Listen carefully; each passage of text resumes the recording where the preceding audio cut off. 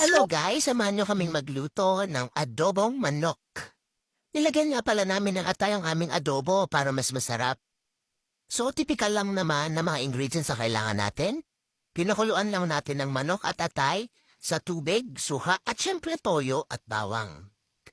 Fina-flash fry nga pala namin ng mga manok para mas lumabas ang lasa nito. Mas masarap kasi yan pag medyo nagtutong guys. Pag nag-brown na ang isang side ng manok, pwede na nating ibalik yung pinagpakuluan. Palalambutin at pakukuluan lang natin yan hanggang sa ma-dissolve na yung liquid niya. Alam ko naman na ang adobo ay staple sa bawat bahay ng bawat Pilipino, no? Pero syempre iba-iba tayo ng atake sa pagluluto ng adobo. So ayan na ang aming finished product. Gusto namin yung hindi tuyo pero hindi rin sobrang masabaw.